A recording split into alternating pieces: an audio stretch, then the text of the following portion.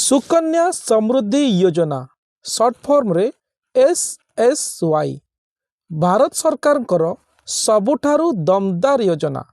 जदि आपणक घरे गोटे झियो अछि ताहले आपण सुकन्या समृद्धि योजना निश्चिंत करई नेबा उचित।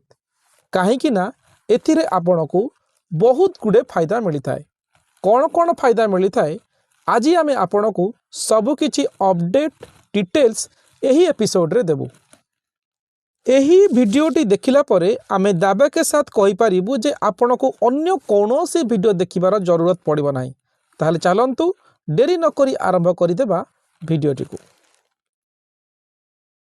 बेसिकली देखिबा को गले एही स्कीम रे आपणकू सर्वाधिक रेट ऑफ इंटरेस्ट मिली थाए अन्य सरकारी स्कीम अपेक्षा। जदि आपण फिक्स डिपॉजिट करूचंती सेथिरे आपणकू 6.5 रु 7% रेट ऑफ इंटरेस्ट मिली थाए। सेही परी PPF रे आपणकू 7.1% रेट ऑफ इंटरेस्ट मिली थाए। किंतु SSY रे आपणकू 8.2% रेट ऑफ इंटरेस्ट मिली थाए। ताहा पुणी सरकारी ग्यारंटी सहित। आ सबुठारु बड़ कथा हैला एथिरे आपणकू टैक्स मध्य एग्जेम्पशन संपूर्ण फ्री मिली थाए। जेमिति कि EEE बेनिफिट सहित माने एग्जेम्प्ट आपण जहाँ भी एथिरे डिपॉजिट करंती ताहा टैक्स एग्जेम्पशन होई थाए। एथिरे आपणकू जहाँ भी इंटरेस्ट मिले ताहा टैक्स एग्जेम्पशन होई थाए। आउ एथिरे आपणकू मैच्योरिटी रे जहाँ फुल अमाउंट मिले ताहा मध्य टैक्स एग्जेम्प्ट होई थाए। तेणु करी गोटे झियो पाई तार भविष्यत को भल भाव में गढ़िया पाई बा सिक्योर करिया पाई एहा हेउची एक कंप्लीट पैकेज।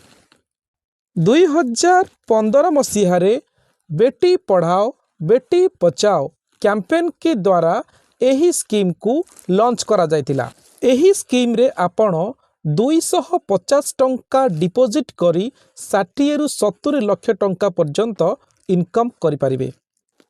250 टंका ताहा पुणी वर्ष को मास को नुहे। यह आपणक उपरे संपूर्ण निर्भर करे जे आपण आपणकर डिपॉजिट को किपरि रिवाइज करिवे। किंतु एथिरे मैच्योरिटी वैल्यू बहुत अधिका मिलिताए। चलंतु पूरा डिटेल्स रे जानिबा। सर्वप्रथमे आसंतु जानिबा एही स्कीम रे मिनिमम डिपॉजिट केते मैक्सिमम डिपॉजिट केते रहउची। एही स्कीम रे आपण वर्ष को 250 टंका मिनिमम डिपॉजिट करि परिबे। मैक्सिमम डिपॉजिट लिमिट रहिछि 1.5 लाख टंका। एही 1.5 लाख टंका को आपण एक वर्ष रे डिपॉजिट करि परिबे अथवा मंथली डिपॉजिट करि परिबे, क्वार्टरली डिपॉजिट करि परिबे बा 6 मंथ रे मध्य डिपॉजिट करि परिबे।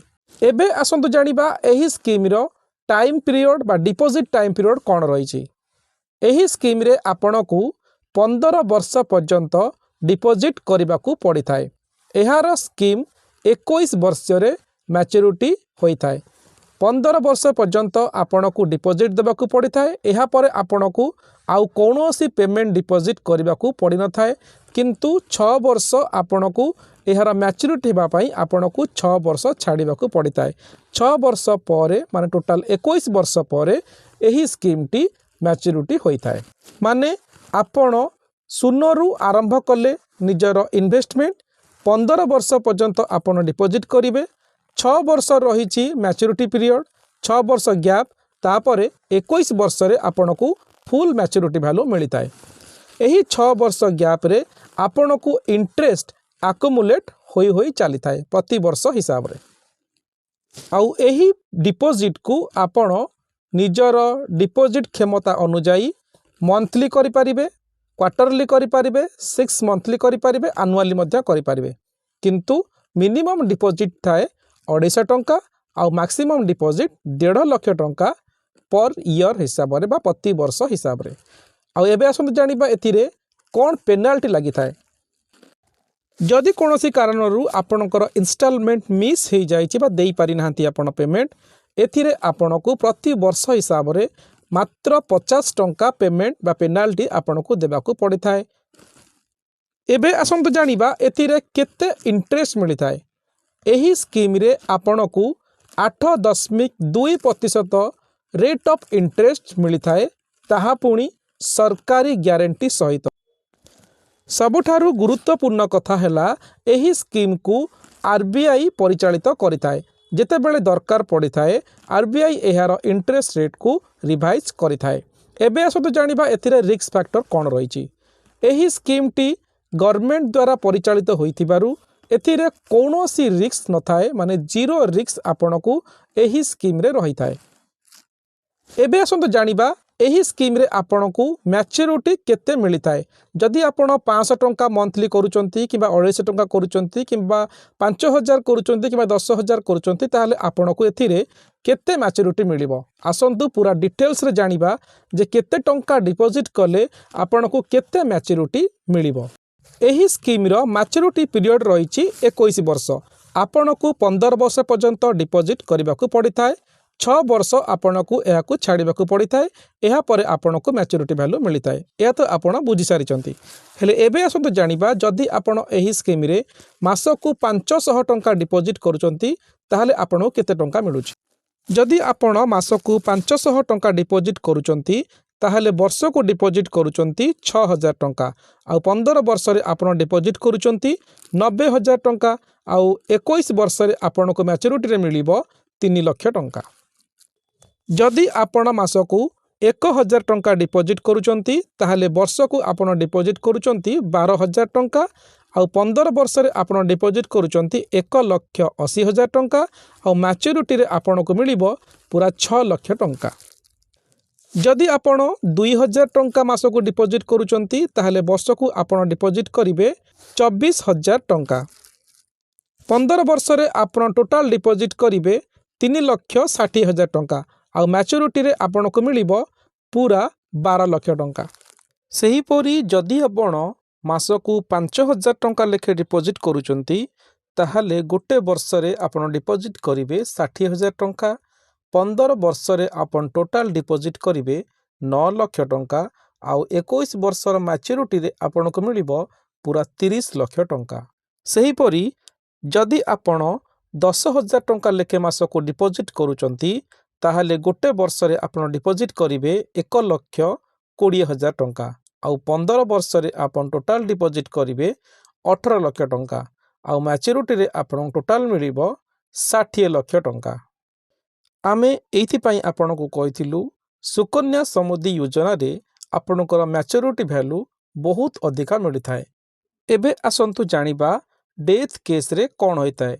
प्राइमरी अकाउंट होल्डर अथवा जी डिपॉजिट करूची तार गार्डियन जदि डेथ हो जाए ताहले एही पैसा कहा को मिलिबो। एही पैसा आमे उठेई पारिबा कि नाही।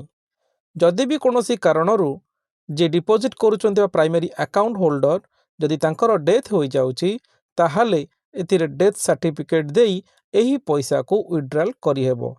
इन केस जदि जहा ना रे अकाउंट खोला आइची बा डिपॉजिट होउची सेही झियोर जदि डेथ हो जाउची ताहले एही अकाउंट टी ऑटोमेटिकली बंद हो जिवो।